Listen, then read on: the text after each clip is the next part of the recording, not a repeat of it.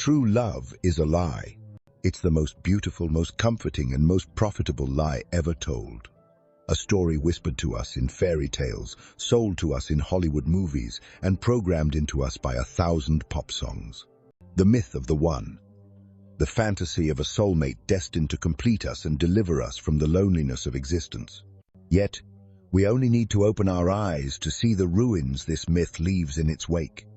The bitter divorces, the quiet resentment in long-term couples, the ghosts of heartbreak that haunt our pasts. The evidence of its failure is everywhere. So, why do we still believe in it? Why do we continue to chase this phantom, even when almost every path seems to end in wreckage and pain? The answer lies not in romance, but in ruthless philosophy.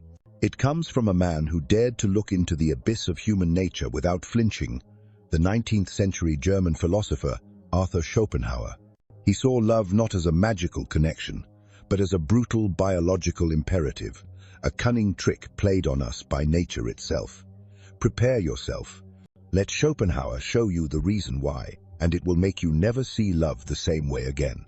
To understand the lie, we must first appreciate its artistry. The grand illusion of romantic love is woven into the very fabric of our culture. It is the central promise of our civilization, a cathedral built from centuries of stories. In literature, it's the defiant passion of Romeo and Juliet, who chose death over separation. It's the slow, burning dance of intellect and longing in a Jane Austen novel, culminating in the perfect union of two spirits. In cinema, it's the grand gesture at the airport, the rain-soaked kiss, the black and white promise that for every lonely person, there is a counterpart who holds the key to their happiness. Society reinforces this from all sides.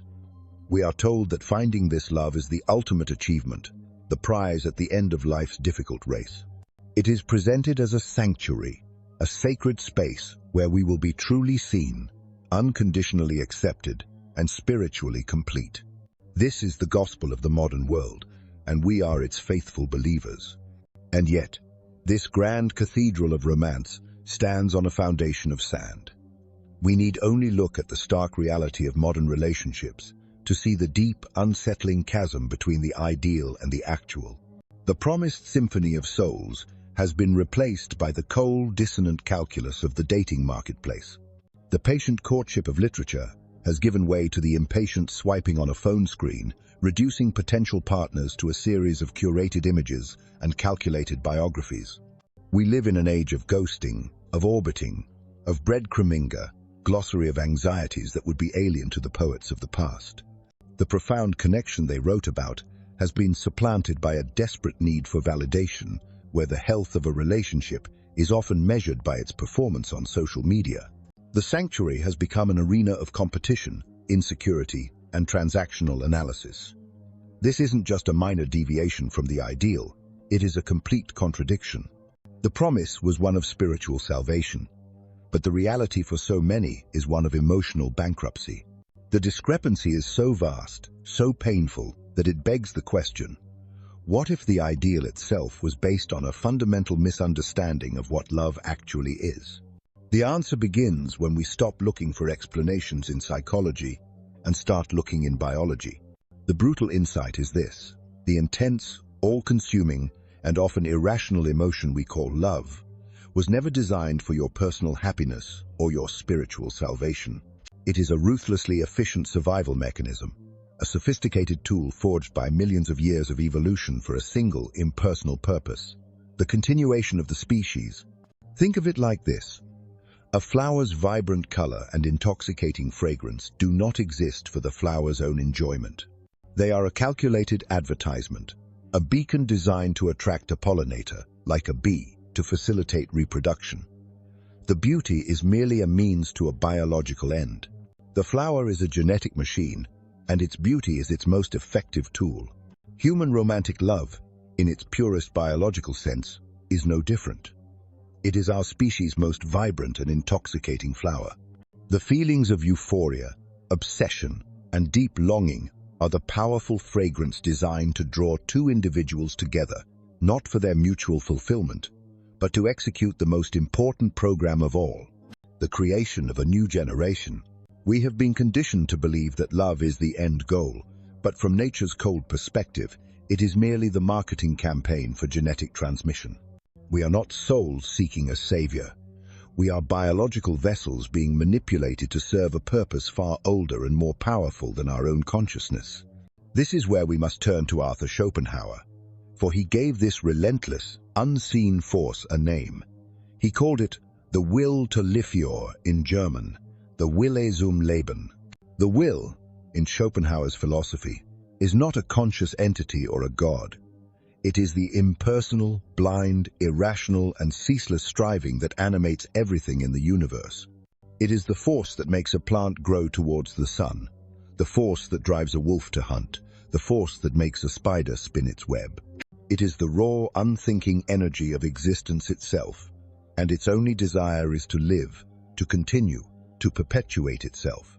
According to Schopenhauer, our intellect and our individual consciousness are late, weak additions to this primal force. We are not the masters of the will. We are its most sophisticated puppets. Our deepest instincts are its commands, disguised as our own desires. And the greatest of all these commands is the drive to reproduce. This is where the will performs its masterstroke of deception. It must trick two intelligent, self-aware individuals into undertaking the enormous sacrifice of raising a child. To do this, it generates a powerful delusion. The intense passion of falling in love, according to Schopenhauer, is the will creating a smokescreen. It makes us idealize another person, seeing them not as they are, but as the perfect partner to fulfill its genetic agenda. We think we are choosing a soulmate who understands us. In reality, the will is choosing a genetic partner who will best neutralize our own flaws in our offspring. This overwhelming feeling of destiny, this belief that you were meant to be, is nothing more than a magnificent anesthetic administered by nature so that you do not feel the cold, biological mechanics whirring away beneath the surface. You are not finding your other half. You are executing a genetic mandate. Of course, here is the third section, the reinforcement, written as a continuous 800 to 900 word text in English, ready for your AI voiceover. If the will's deception is the theory, then the entirety of human history and modern science serve as the exhibits of evidence. Schopenhauer did not merely state his case. He argued it with a precision that is as chilling as it is brilliant.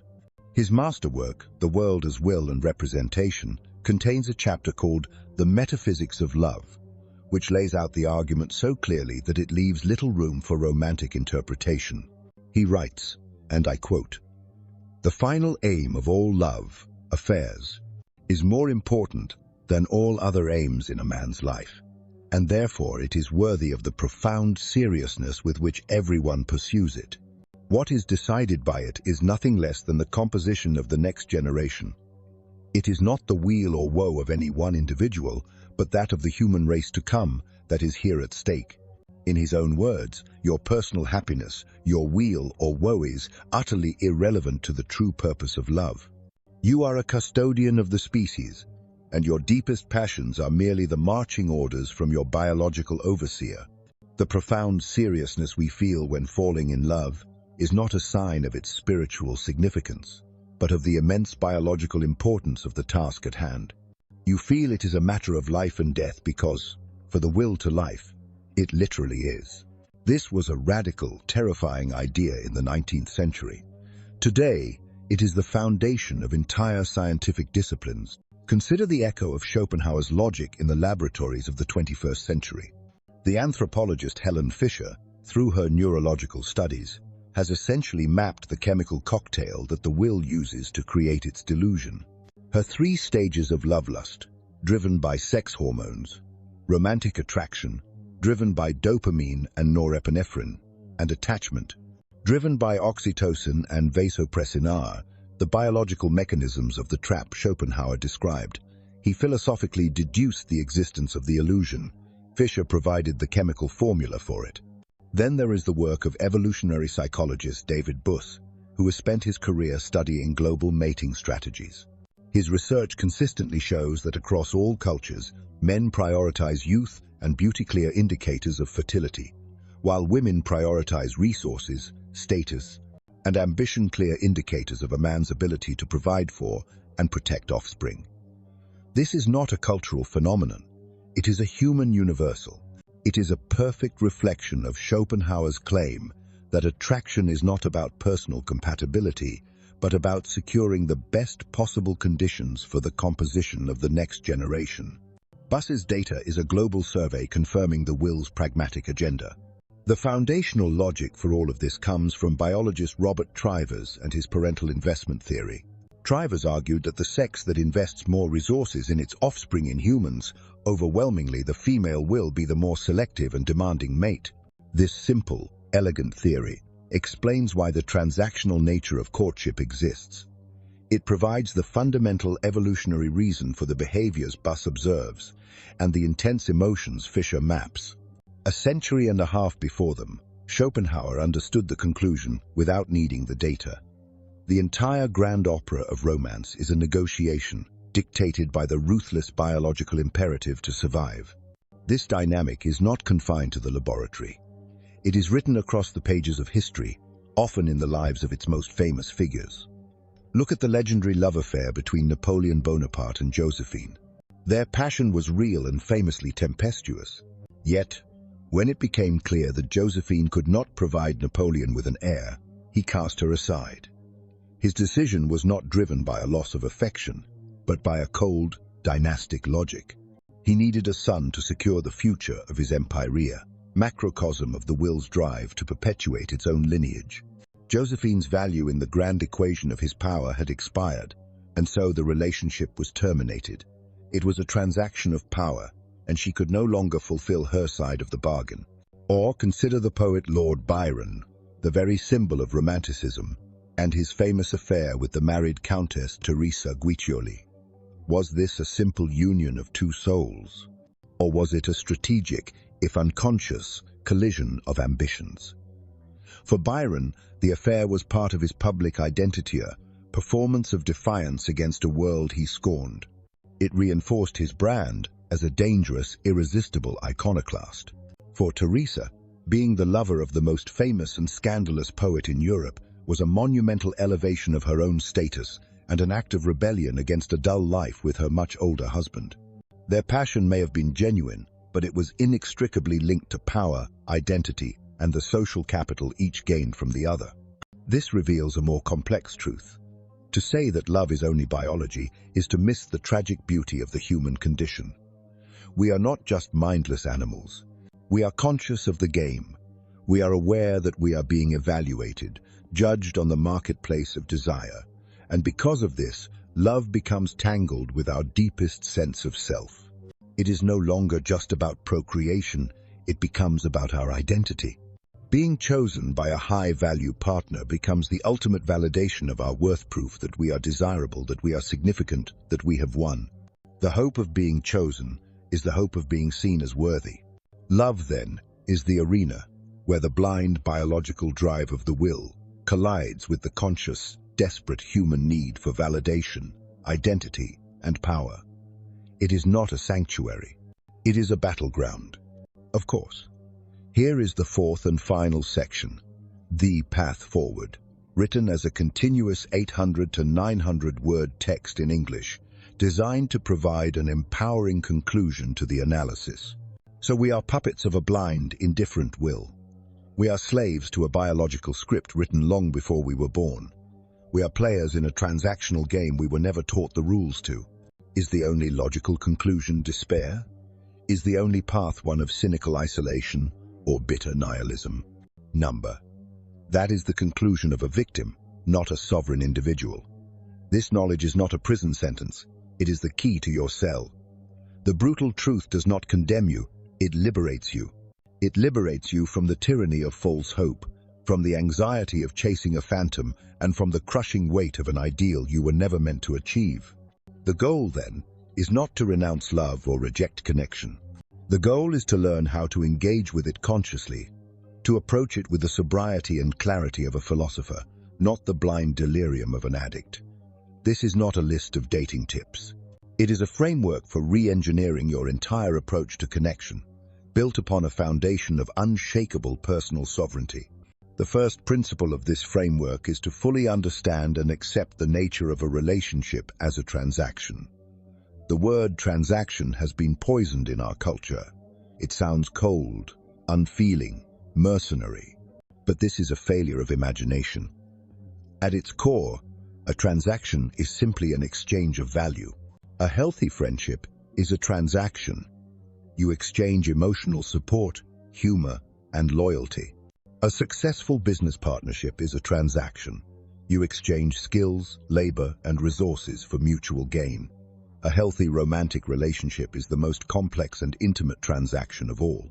It is an exchange of emotion, time, energy, vulnerability, loyalty, and support. The danger is not in the transaction itself, but in pretending it doesn't exist. The lie of unconditional love creates disastrously unbalanced exchanges, where one person gives endlessly and the other takes, leading to resentment and collapse.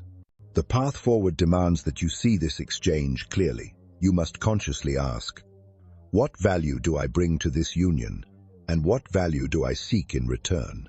This isn't about creating a spreadsheet of pros and cons. It is about fostering a dynamic of mutual respect and reciprocal investment, moving from a blind contract you were born into to a conscious alliance you choose to build. Once you understand that a relationship is a conscious alliance, the second principle becomes non-negotiable. You must set clear boundaries and realistic expectations. Boundaries are not walls you build to keep others out. They are the operating principles of your own sovereignty. They are the clear declaration of your values, your non-negotiables, and your personal mission. A man who abandons his purpose, his friends, and his own standards, the moment he enters a relationship has not found love. He has found an escape from himself. He has signaled that his own identity is for sale, and this self-abandonment is the very antithesis of attraction. Boundaries are what preserve your sense of self, and that self is the only thing of value you truly have to offer. Hand in hand with boundaries comes the demolition of unrealistic expectations. Your partner is not your savior. They are not here to heal your childhood trauma, to be your sole source of happiness, or to complete you. To place that immense burden on another flawed human being is not love. It is an act of profound selfishness. Realistic expectations mean seeing your partner for who they truly are, a complex individual with their own strengths, weaknesses, fears, and history, and choosing to build a life with that real person, not with the idealized projection you have created in your mind. This leads to the third and most crucial principle, the very core of a sovereign life. You must develop yourself into an individual who does not need a relationship to feel complete. The most magnetic and attractive state of being is self-sufficiency. Neediness is a signal of an internal void, a deep-seated lack, and it is a repellent to genuine, healthy connection. You must build your own inner citadel, a source of validation, purpose, and contentment that is generated internally. This means cultivating your mission. You must have a purpose that drives you, a goal on the horizon that electrifies you, completely independent of your relationship status. It means cultivating your mind. Be endlessly curious, read voraciously, learn new skills, create something. A vibrant inner world makes you a universe unto yourself.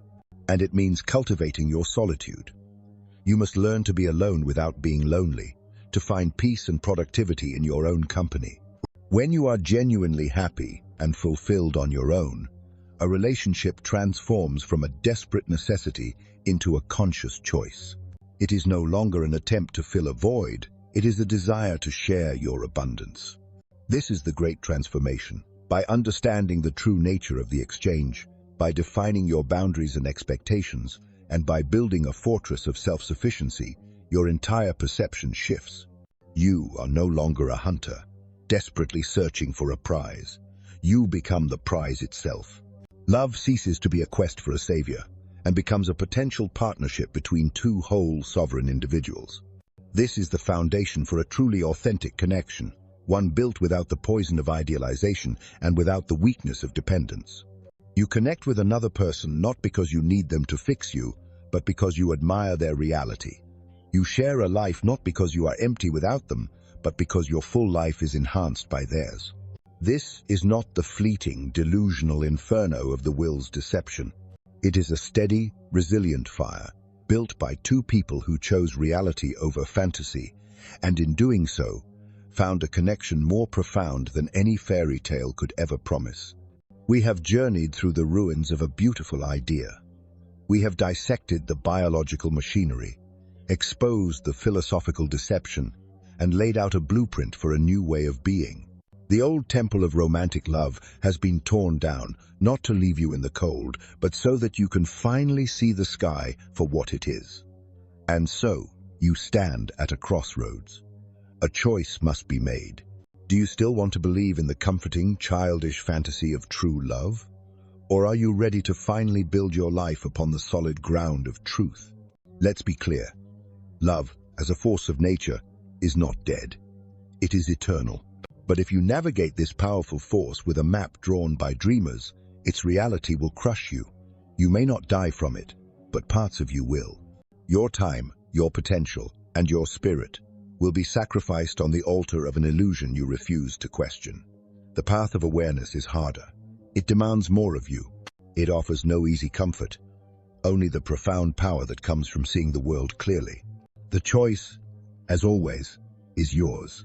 If you choose the difficult path of reality over the comforting path of delusion, if you choose awareness over blindness, declare it now.